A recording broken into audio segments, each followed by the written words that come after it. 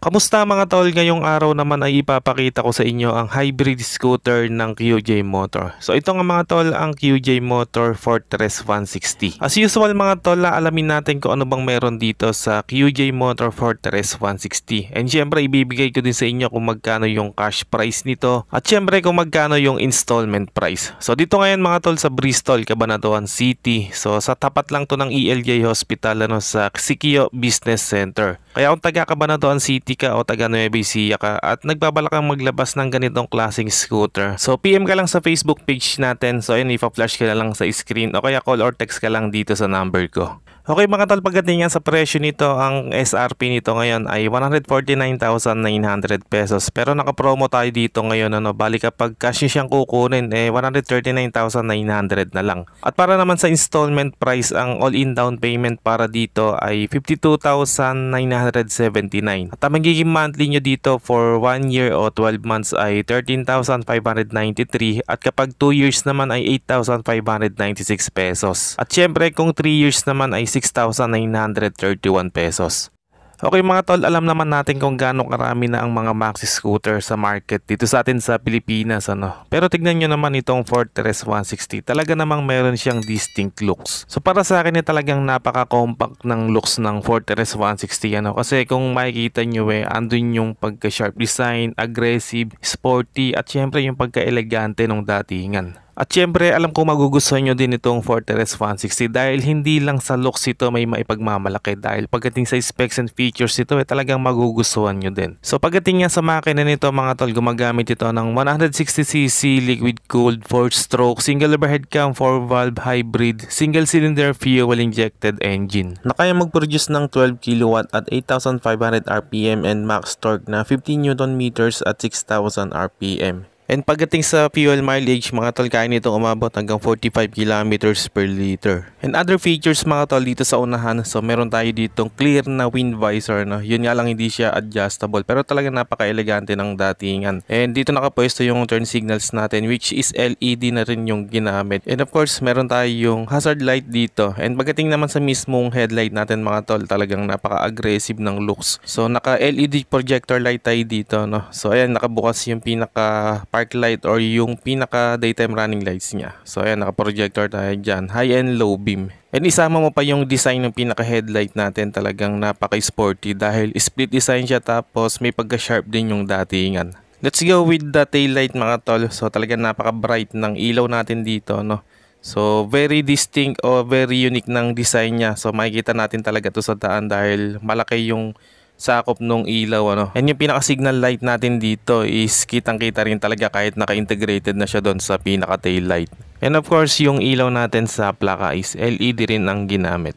And isa mga tol sa mga nagustuhan ko sa mga features nitong Fortress 160 is itong panel natin, naka 7-inch TFT display na tayo dito. So what we have here is meron siyang temperature gauge and yung total o yung odometer niya.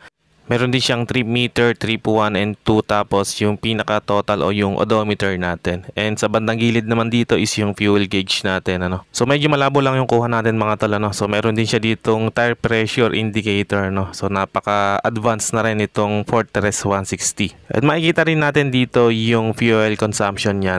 And meron din tayo ditong digital clock, yung ABS indicator, check engine, mga turn signals natin, and of course yung TCS andito sa gilid. And syempre yung tachometer and yung speedometer natin.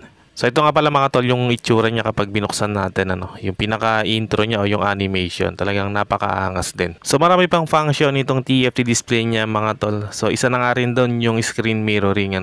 So magagamit natin yan lalo na sa navigation kung mahilig kayong gumamit ng Google Maps or ng Waze. So hindi natin kailangan gumamit ng mga cellphone holder. So screen mirroring lang natin para mas safe. So pagdating naman sa mga button sa handlebar mga tol, so meron tayo ditong idling stop switch. So ito yung parang stop and start system din kapag huminto tayo usually sa traffic light. So pag naka-on yan, mamamatay yung makina. And after lang segundo, pihitin lang natin ang silinyador and aandar na ulit yung makina niya. So nakakatulong din to para mas sumipid pa sa gas consumption itong Fortress 160. Of course, hindi ka mag-aaksaya ng gas kapag nakahinto. And also, meron tayo ditong switch ng hazard light at yung electric push start natin. Dito sa kabila, meron tayong passing light and yung control natin dun sa TFT display. Tapos meron siyang high and low beam yung turn signals natin and of course yung busina. And sa handlebar natin, very premium ano. So kamukha siya ng sa PCX 160. Pagdating naman sa susian natin mga tol, of course nakakilis na tayo dito and sa baba niya meron tayong button for the seat opener at yung fuel cap o yung fuel refiller natin, pipindutin na lang din natin dito. So check natin yung upuan niya mga tol. So pipindutin lang natin dyan para ma-access natin yung ilalim ng upuan. Okay mga tol, hindi siya ganung kalawak ano, pero kasya pa rin naman dito yung isang half face helmet.